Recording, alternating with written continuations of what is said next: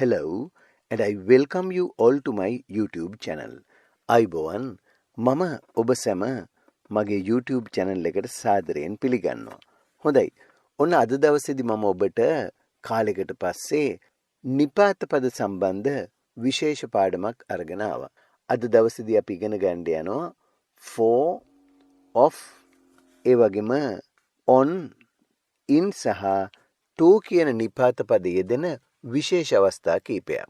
ඔබ නිපාත පද පිළිබඳ බොහෝ දේ ඉගෙනගෙන ඇතත් මේ වගේ නාමපද සමග මේ නිපාත පද යෙදෙන ආකාරය පිළිබඳවයි අද පාඩමෙන් ඉගෙන ගන්න යන්නේ. ඉතින් එහෙමනම් ඔබ තාමත් මගේ channel එක subscribe කරලා නැත්නම් දැම්මම subscribe කරලා පාඩම අවසන් වෙනකම් බැලුවොත් ඔබට මේ නිපාත පද නාමපද සමග යෙදෙන විශේෂ අවස්ථාවන් පිළිබඳව ඉගෙන ගන්න අවස්ථාවක් ලැබෙනවා. Welcome to Jayatissa Athaudahetti YouTube channel. Nouns and their appropriate prepositions. නාමපද සහ ඒවා සමග යෙදෙන නිපාත පද. In this lesson, we are going to learn some nouns and their appropriate prepositions. මේ පාඩමෙන් නාමපද සහ ඒ සමග යෙදෙන නිවැරදි නිපාත පද පිළිබඳවයි අපි ඉගෙන ගන්න යන්නේ. Let's learn the following nouns and the prepositions used with them. Study these examples and learn to use the correct prepositions that follow these nouns. පහත දැක්වෙන නාමපද සහ ඒව සමග යෙදෙන නිපාත පද අපි ඉගෙන ගනිමු. මේ උදාහරණ අධ්‍යයනය කරලා ඒ නාම පදවලට පසුව යෙදෙන නිවැරදි නිපාත පද යෙදීමට ඉගෙන ගන්න. අද එහෙනම් අපි ඉගෙන ගන්නේ නිපාත පද භාවිතය පිළිබඳව. භාෂාවක් ඉගෙන ගද්දී වැදගත්ම වන වචන වර්ගයක් තමයි නිපාත පද. එහෙමනම් අපි වරින් වර නිපාත පද පිළිබඳව ඔබට ඉදිරිපත් කරලා තියෙනවා ගොඩක් පාඩම්. මේ අද තවත් විශේෂ අවස්ථාවක්. බලමු. මුලින්ම බලන්න. cause for something. CAUSE cause for something. SOMETHING. යමක් සඳහා හේතුවක්. cause for something කියන්නේ යමක් සඳහා හේතුවක් කියන එක. දැන් අපි උදාහරණ වාක්‍යයක් අරගෙන ඒ cause for කියන එක යෙදෙන හැටි ඉගෙන ගමු. cause එක කළා එතකොට for කියන නිපාත පදේ තමයි යොදාගන්නේ. මේ බලන්න. I know that you have encountered some problems, but there is no cause for alarm. බලන්න තේරුම දැන්. I know මම දන්නවා that බව. You have encountered some problems. You have encountered some problem. ඔබ ගැටලු වගේට මුහුණ දෙන්න සිද්ධ වෙලා තියෙන බව මම දන්නවා. ඔබ ගැටලු වගේකට මුහුණ දෙනවා. මොකක් හරි දෙයකට මුහුණ දෙනවාට කියනවා encounter කියලා. ඒතර I know that you have encountered some problem. ඔබ ගැටලු වගේකට මුහුණ දී ඇති බව මම දනිමි. But there is no cause for alarm. නමුත් there is no cause for alarm. නමුත් බය වෙන්න හේතුවක් නැහැ. නමුත් බය වෙන්න දෙයක් නැහැ කියන එකයි ඒකේ අදහස. But there is no cause for alarm. ඒ වුණාට බය වෙන්න හේතුවක් නැහැ. නැවතත් වාක්‍ය බලන්න. I know that you have encountered some problems, but there is no cause for alarm. ඔබට ගැටලු වගේකට මුහුණ දීමට සිදු ඇති බව මම දනිමි. නමුත් බියවීමට හේතුවක් නැහැ. එහෙම නැත්නම් බියවීමට දෙයක් නැහැ කියන එකයි. මේ තවත් උදාහරණයක්. Is there any cause for concern? Is there any cause for concern? මේ concern කියන්නේ හිත සසල කරන දෙයකට කියනවා concern කියලා. කනගාටුවක්, බයක්, එහෙම නැත්නම් මොනවා හරි දෙයකින් හිත සසල කරන දෙයකට කියනවා concern කියලා. ඒතර මෙතන ප්‍රශ්නේ බලන්න. Is there any cause for concern? හිත සසල කරගත යුතු යතියේද? Is there කියන්නේ තියනවද කියන්නේ? Is there any cause? මොනවා හරි දෙයක් තියනවද for concern? හිත සසල කරගත යුතු දෙයක් තියනවද? එහෙනම් ඒ තවත් උදාහරණයක් මේකෙදී ඉන්නේ cause for something කියන එක. ඊළඟට බලන්න cause එක්කලා of කියන නිපාත පදයක් තිදෙන අවස්ථාව. cause of something. දැන් කලින් අපි ගත්තේ cause for something. යමක් සඳහා හේතුවක්. හැබැයි යමකට හේතුවක් කියද්දී cause එක්කලා of කියන නිපාත පදය යොදනවා cause of something කියලා. මේ බලන්න. The police are trying to find out the cause of the fire. The police are trying to find out the cause of the fire. ගින්නට හේතුව සොයා ගැනීමට පොලිසිය උත්සාහ කරමින් සිටී. ගින්නට හේතුව සොයා ගැනීමට පොලිසිය උත්සාහ කරමින් සිටී. The police are trying to find out the cause of the fire. The police are trying to find out the cause of the fire. ගින්නට හේතුව සොයා ගැනීමට පොලිසිය උත්සාහ කරමින් සිටී. එතකොට cause of කියන්නේ යම් කිසි දෙයකට හේතුවක් කියන්න. ඊළඟට බලන්න තවත් උදාහරණයක්. What is the cause of your delay? ඔබේ ප්‍රමාදයට හේතුව කුමක්ද?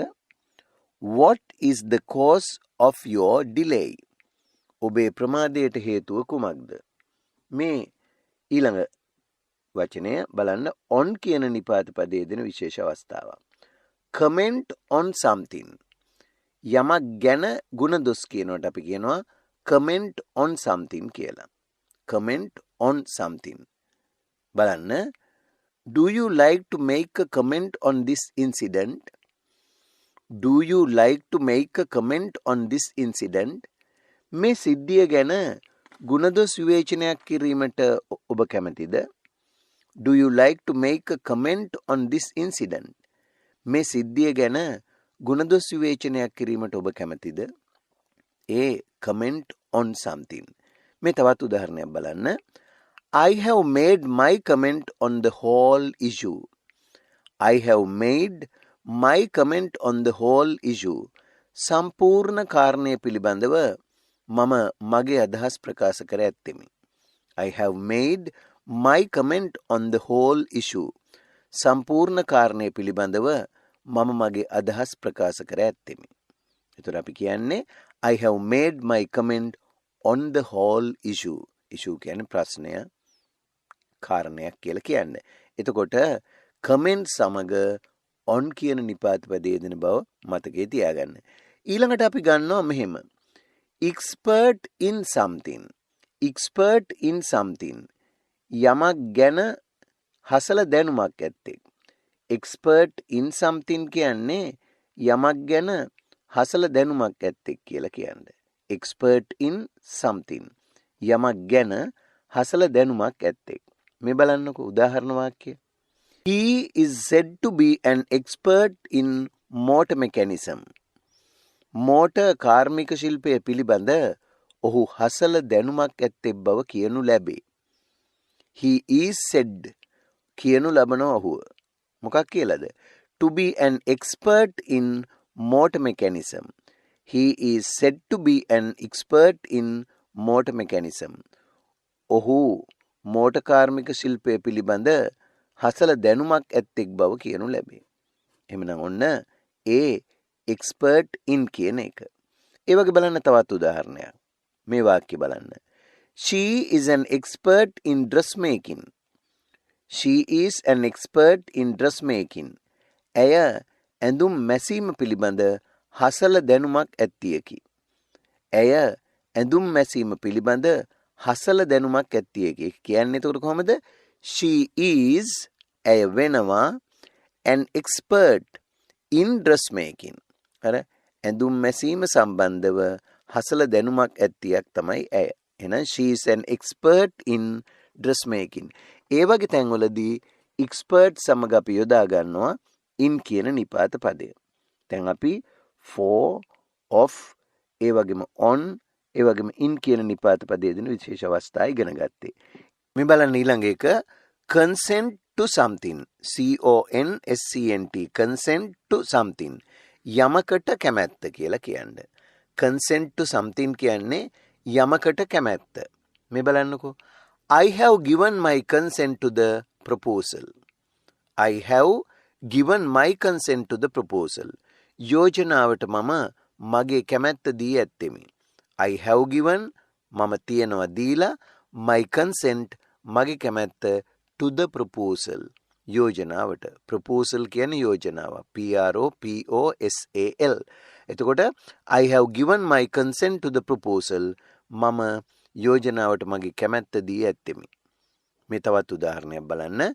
You must not get married without getting your parents' consent. You must not get married without getting your parents' consent. ඔබගේ දෙමව්පියන්ගේ කැමැත්ත නොමැතිව ඔබ විවාහ නොවිය යුතුයි. You must not get married without getting your parents' consent. ඔබගේ දෙමව්පියන්ගේ කැමැත්ත නොමැතිව ඔබ විවාහ නොවිය යුතුයි. ඒ තවත් නිපාත පදයක් යෙදෙන අවස්ථාව consent සමග to කියන එක. ඒ වගේම අපි access කියන වචනය. access සමගත් to යොදා ගන්නවා මෙහෙම. access to something යමකට ළඟාවීම. access to something යමකට ළඟාවීම. මේ බලන්නකෝ. We can't get access to those files so easily. ඒ ලිපිගොනු වලට ලේසියෙන් අපට ළඟාවිය නොහැක. We can't get access to those files so easily. ඒ ලිපිගොනු වලට ලේසියෙන් අපට ළඟාවිය නොහැක. ඒ වගේම මෙන්න බලන්න තවත් එකක්. Nobody knows how they gain access to this place. Nobody knows how they gain access to this place. ඔවුන් මේ ස්ථානයට අවතීර්ණ වූයේ කෙසේදැයි කිසිවෙක් නොදනී. Nobody knows how they gain access to this place. ඔවුන් මේ ස්ථානයට අවතීර්ණ වූයේ කෙසේදැයි කිසිවෙක් නොදනී. එතකොට access to something යමකට ළඟා වෙනවා කියන එක. හොඳයි. එහෙමනම් අද පාඩමේ ඉගෙන ගත්ත මේ නිපාත පද ටිකත් හොඳින් මතක තියාගන්න. අදත් සමුගන්න මත්තෙන් මම ඔබෙන් ඉල්ලා සිටිනවා ඔබ තාමත් මගේ channel එක subscribe කරලා නැත්නම් දැම්මම subscribe කරන්න, like එකකුත් දාන්න.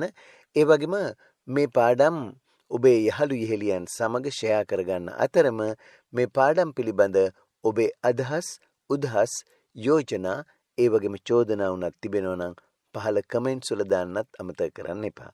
එහෙනම් අදට සමුගන්නවා ආයෙත් මේ වගේ පාඩමක් අරගෙන ඔබ හමුවට එන බලාපොරොත්තු වෙන්න. Goodbye and good luck.